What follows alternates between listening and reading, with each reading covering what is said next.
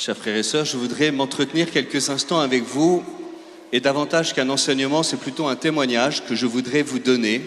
Le témoignage de ce qui se vit ici, à Paray-le-Monial, depuis 350 ans.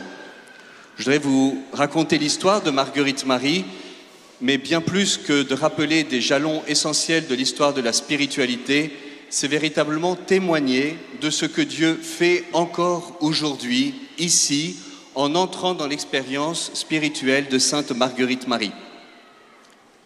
Il y a quelques mois, il y a un couple qui passait par l'autoroute et qui a vu indiquer le panneau Paray-le-Monial avec la photo de la basilique. Alors, ils ont quitté l'autoroute, ils sont entrés dans la ville de Paray-le-Monial. Ils ont découvert le message des apparitions, ils ont été priés à la chapelle des apparitions et ensuite ils ont témoigné. Nous venons de vivre une véritable douche d'amour. Maintenant, nous comprenons pourquoi nous sommes sortis de l'autoroute pour venir à Paray-le-Monial. Nous allons demander à être baptisés et à nous marier. C'est vraiment incroyable ce que nous vivons ici. Le cœur de Jésus, il est pour tous. Peut-être que tu viens pour la première fois. Peut-être que tu as l'habitude de venir depuis des années. Ce qui est extraordinaire avec le message du cœur de Jésus, c'est que c'est pour tout le monde et que c'est toujours nouveau pour ceux qui connaissent et que c'est particulièrement adapté pour ceux qui découvrent de l'intérieur la grâce de ce lieu. J'aime la résumer, la présenter à partir de 3 mots-clés, 3 expériences qu'a vécues Sainte Marguerite Marie. Le repos, la miséricorde et le feu. Tout d'abord, le repos. Le 27 décembre 1673, Marguerite Marie prie dans la chapelle, elle est religieuse de la Visitation, dans la chapelle où vous pourrez y aller prier tout à l'heure, à la fin de la veillée, pendant toute la nuit, comme chacune des nuits de la session, puisque la chapelle est ouverte et que le Saint-Sacrement est exposé. Marguerite Marie prie et elle raconte « Il se présenta à moi et il me fit reposer longuement sur son cœur, où il me découvrit les merveilles de son amour qu'il m'avait toujours tenu caché jusqu'alors. » Elle racontera que ce repos a duré plusieurs heures. Finalement, elle entre dans ce qu'avait vécu Saint Jean, c'est le 27 décembre, c'est-à-dire le jour liturgique de Saint Jean, et lui-même avait reposé sur le cœur de Jésus. C'est un peu dit comme ça en passant dans l'Évangile au chapitre 13 de Saint Jean, mais plus loin, quand on parle du disciple bien-aimé, on précise celui qui avait reposé sur la poitrine de Jésus. Eh bien, ce qu'a vécu Saint Jean, ce qu'a vécu Sainte Marguerite Marie il y a 350 ans, toi aussi, ici, à Paray-le-Monial, tu peux le vivre. Non pas selon cette modalité mystique un peu extraordinaire, ce n'est pas la grâce du lieu de vivre des expériences extraordinaires, mais quelque chose de très simple, car il ne s'agit de rien d'autre que de répondre à l'appel de Jésus dans l'Évangile, le seul endroit où il parle de son cœur, pour dire qu'il est doux et humble, et inviter tout le monde avec ses fardeaux pour trouver le repos. Jésus dit, « Venez à moi, vous tous qui peinez sous le poids du fardeau, et moi je vous procurerai le repos. Mettez-vous à mon école, car je suis doux et humble de cœur. » Alors je ne sais pas quels sont les fardeaux que tu vis. Je ne sais pas avec quel fardeau tu es arrivé ici. Peut-être est-ce le fardeau des préoccupations de l'avenir, par rapport à la vie professionnelle, par rapport à la santé. Peut-être est-ce le fardeau d'un deuil douloureux, ancien ou beaucoup plus récent. Peut-être est-ce l'épreuve du chômage ou d'un échec, des tensions à l'intérieur du couple ou de la famille, peut-être même des séparations, des divisions. Peut-être est-ce le fardeau des blessures vécues, peut-être est-ce de vieilles humiliations ou d'avoir été trahi ou abandonné. Peut-être est-ce d'avoir été victime d'humiliation ou d'injustice. L'expérience de Sainte Marguerite Marie est de se reposer sur le cœur de Jésus et d'expérimenter que le Seigneur est proche, que le Seigneur est compassion, que le Seigneur sait ce que cela veut dire. D'être trahi, il a été par Judas. D'être abandonné, il a été par les apôtres. D'être humilié, il l'a été par les soldats. D'être condamné injustement, il a été par Pilate. D'être rejeté, il l'a été par le peuple. Alors toi, tu peux t'approcher avec tes blessures. Et comme disait le pape François, approcher tes blessures de ces blessures. Approcher tes plaies de ces plaies. Un cœur blessé est un cœur ouvert. Le cœur de Jésus est ouvert afin que ton cœur blessé puisse y trouver refuge. Mon expérience comme recteur est qu'il n'y a pas de larmes que Dieu ne puisse essuyer. Il n'y a pas de blessure qui ne puisse guérir, il n'y a pas d'échec qui ne puisse relever, il n'y a pas de péché qui ne puisse pardonner. Et ici, nous faisons l'expérience de la consolation en nous reposant sur le cœur de Jésus. Je voudrais vous donner quelques témoignages de cela. Vous voyez, c'est une maman qui a perdu sa fille qui était trisomique, qui avait 45 ans, Pascaline. Et la maman raconte, j'étais inconsolable, je pleurais très souvent. Sa mort m'avait laissé dans un grand désarroi. J'étais écroulé de chagrin, je n'avais plus envie de rien. Et puis à la fête du Sacré-Cœur, un prêtre m'a demandé si j'avais fait la démarche jubilaire pour Pascaline. Il m'a conseillé de la faire. Pour moi, c'était inutile car elle devait être au ciel. Mais cette demande a fait son chemin dans mon cœur et j'ai décidé de faire cette démarche. J'ai pris le guide du sanctuaire pour bien la faire.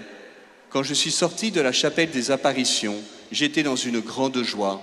J'avais retrouvé la joie de vivre, le goût de vivre. C'était incompréhensible, je n'en revenais pas moi-même. Le Seigneur m'avait consolé et guéri de toute tristesse. Et toi qui viens à Paray-le-Monial, tu peux venir en pèlerinage te procurer le guide du pèlerin, le parcours du pèlerin et faire cette démarche de consolation et de visitation. Vous savez, moi-même, je l'ai expérimenté. Quand j'avais 12 ans, mon frère est mort. Je suis le 7e de 8 et mon frère aîné est tombé malade d'une tumeur au cerveau. Il habitait pas très loin d'ici. Et il est tombé malade, j'avais 9 ans. Et puis, comme il était moine, pas très loin d'ici, à l'abbaye de Settefond, et moi j'habitais Nancy, donc on s'arrêtait par Paray-le-Monial, vous voyez, mais on ne connaissait rien de l'Emmanuel, rien des sessions. Bon, alors on avait prié dans cette chapelle comme ça. Et puis quelques mois après le déclenchement de sa maladie, le 5 octobre 1986, le pape Jean-Paul II est venu ici même, en ce lieu, au parc du Moulin-Liron, qui a été élaboré pour l'accueillir. Et mon frère, qui n'était pas loin, est venu le saluer, a pu le rencontrer. Le pape Jean-Paul II l'a béni et mon frère a été guéri. C'était une rémission et j'ai passé mon enfance à demander à Dieu que mon frère reste guéri. Et Dieu a permis que je ne sois pas exaucé. J'ai passé mon enfance à demander quelque chose à Dieu qu'il ne m'a pas donné. Et plus tard, je me suis demandé pourquoi je ne m'étais pas révolté. Et jamais dans mon cœur, il y a eu de révolte contre Dieu. Et après, j'ai repensé que ça a été pour moi l'occasion de faire cette rencontre avec le Seigneur. En venant pleurer auprès de mon frère qui était mort, j'ai expérimenté un double abîme, l'abîme de la souffrance et de la mort. C'est que dans la vie, il y a quand même un problème, c'est qu'on souffre et qu'on meurt. Mais qu'à cet abîme répondait un abîme encore plus profond, qui était l'abîme de la présence de Dieu, qui était à côté de moi, qui pleurait à côté de l'enfant que j'étais, qui essuyait mes larmes. Et je peux vous témoigner de cette consolation que le Seigneur m'a donnée. Ça a été une expérience si fondatrice dans ma conscience que l'homme que je suis aujourd'hui, que le prêtre que je suis, demeure marqué par cette visitation de Dieu à l'occasion de la mort de mon frère. Dieu ne m'a pas donné ce que je lui demandais, mais il m'a donné ce dont j'avais besoin. Et ça a été une véritable effusion de l'esprit pour moi, mais aussi pour toute ma famille. Et c'est quelques mois plus tard que nous sommes venus ici pour la première fois en famille aux sessions de Paray-le-Monial. Et ça a été l'occasion d'une transformation de toute notre famille. Un autre témoignage, j'ai parlé de la consolation par rapport à la mort et au deuil. Et peut-être certains parmi nous expérimentent cela. Mais je voudrais aussi parler du pardon. Une dame qui m'a écrit quelques semaines après être venue à Paray-le-Monial qui m'a dit « Je suis une vieille dame ». Et en fait, j'avais beaucoup de rancœur envers papa. Depuis des dizaines et des dizaines d'années, je n'arrivais pas à lui pardonner parce qu'il était violent, qu'il nous frappait et qu'il avait rendu maman malheureuse. Et puis je suis venu ici à l'occasion du jubilé des 350 ans. J'ai été pris à la chapelle des apparitions et c'est alors que j'ai reçu la grâce de pardonner. Je n'en étais pas capable, mais je le voulais. À la faveur du jubilé, j'ai pu faire la démarche jubilaire, demandant l'indulgence plénière. Ça a été pour moi une libération. Merci Seigneur. Alors le jubilé des 350 ans est terminé, mais la possibilité de vivre cette démarche pour recevoir l'indulgence plénière, cette démarche auprès du cœur de Jésus, et toi qui viens ici aux sessions, je t'invite à la faire. Et finalement, les sessions, ce n'est rien d'autre que de reposer sur le cœur de Jésus. Si tu crois, tu verras la puissance de mon cœur, dit Jésus à Sainte Marguerite Marie. Si tu crois, tu verras la puissance de mon cœur. Il ne nous est rien demandé d'autre que de croire en la puissance du cœur de Jésus. La deuxième grâce de ce lieu, après le repos et la consolation, c'est la miséricorde. Les apparitions ont eu lieu il y a 350 ans, à une époque très marquée par le jansénisme, où on avait peur de Dieu, où Dieu était devenu un juge lointain, impitoyable et implacable, qui exigerait de notre part une vie impeccable. Je vous en parle parce que si le remède a été donné ici même, à Paray-le-Monial, la maladie du jansénisme, elle, continue souvent de revenir dans les mentalités catholiques, particulièrement en France. Et ici, le Seigneur se révèle non pas comme un juge, mais comme un Père plein de miséricorde. Non pas en exigeant une vie parfaite, mais en aimant inconditionnellement. C'est l'expérience de Marguerite Marie. Le Seigneur se découvre à elle, lui montre son cœur et lui dit « Voilà ce cœur qui a tant aimé les hommes, qui n'a rien épargné. » Le Seigneur n'a rien épargné pour te manifester son amour. Mon divin cœur, dit Jésus, mon divin cœur est si passionné d'amour pour tous les hommes et pour toi en particulier, que ne pouvant plus contenir les flammes de son ardente charité, il faut qu'il les répande par ton moyen. C'est dans l'Eucharistie que nous expérimentons l'amour personnel de Jésus pour nous. Nous expérimentons que Jésus est vivant, que Jésus est là et qu'il nous aime personnellement. Ce que nous avons pu apprendre dans notre tête vient tomber dans notre cœur. C'est cette expérience de la miséricorde, de comprendre que nous n'avons rien à faire pour que Dieu nous aime. Parce que l'amour que Dieu a pour nous ne dépend pas de nous, il dépend de lui. Ce qui dépend de nous, ce n'est pas d'être aimé de Dieu. Ce qui dépend de nous, c'est de nous laisser aimer par lui et de lui répondre, de rendre amour pour amour. Et ici, à Paray-le-Monial, Jésus se plaint justement des ingratitudes et indifférences. Il aime, dira saint Claude la Colombière, le deuxième saint de Paray-le-Monial, il aime, mais n'est pas aimé. Et Jésus adresse une demande à Marguerite Marie. Est-ce que toi, du moins, tu veux m'aimer? Je brûle, j'ai soif, je brûle du désir d'être aimé. Est-ce que tu veux être mon ami? Telle est la demande que Jésus a adressée à sainte Marguerite Marie et telle est la demande que le Seigneur te fait aujourd'hui. Alors il y a de nombreux témoignages qui peuvent nous dire cette expérience de la miséricorde et c'est véritablement dans l'Eucharistie où nous expérimentons que le Seigneur pose son regard sur nous, c'est aussi dans le sacrement de la confession. Nous pouvons être en vérité devant Dieu parce que nous savons que nous sommes aimés inconditionnellement. Nous ne faisons pas le bien afin que Dieu nous aime. Nous faisons le bien parce que Dieu nous aime et que c'est une réponse d'amour qui jaillit de notre cœur. Si nous revenons à lui, ce n'est pas par peur, telle était la maladie du jansénisme, la conversion par la peur, mais c'est par l'amour que le Seigneur vient conquérir notre cœur. Alors même que nous ne le méritons pas, que nous ne le méritons plus, le Seigneur se venge de nous en nous aimant encore davantage et en nous faisant comprendre que c'est par l'amour qu'il veut nous appeler à lui. Je voudrais vous donner le témoignage de cette personne qui est venue au cours d'une session en 2024. Je suis séparé de mon mari depuis peu, après 25 ans de vie commune et 3 enfants et beaucoup de souffrances liées à de la violence psychologique. J'ai été très touché par toutes les Eucharisties, les messes de la session. J'étais la plupart du temps en pleurs, mais ce qui m'a le plus touché, c'est que j'ai ressenti que le Sacré-Cœur me dévoilait son amour immense. Jésus brûle d'amour pour nous, c'est lui qui vient à nous. Il veut tout partager avec nous. Il attend seulement que nous vivions et partagions les choses avec lui. Il veut tellement donner, pardonner et consoler. J'ai bien senti qu'il donnait cet amour infini dans l'Eucharistie.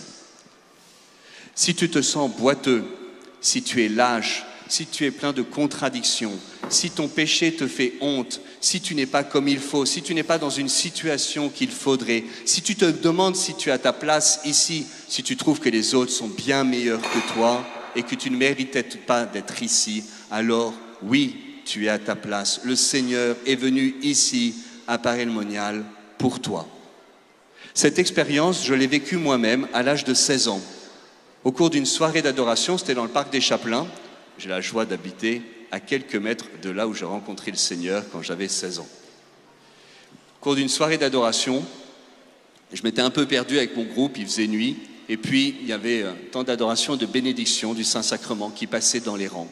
Et ce jour-là, je ne saurais pas dire pourquoi et comment ça s'est passé, mais j'ai compris, j'ai expérimenté, j'étais comme saisi intérieurement.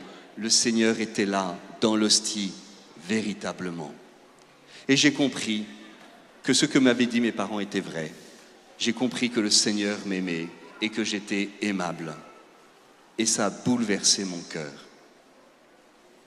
Et je me souviens, quelques jours plus tard, j'étais à un camp scout, puis j'avais été voir l'aumônier scout, je lui ai dit, écoutez mon père quand il célébrait la messe, écoutez mon père, quand vous célébrez la messe, est-ce que vous ne pourriez pas rester un petit peu plus longtemps là, quand l'hostie, elle est élevée, parce que ça va trop vite. Oui. En fait, mon cœur brûlait. J'ai commencé à trouver que la messe allait trop vite et ne durait pas assez longtemps. C'est cette rencontre personnelle avec le Seigneur. Et en fait, le Seigneur te connaît. Et tu as été capable d'entendre la voix de Dieu et de comprendre ce que Dieu te dit. Ne t'inquiète pas.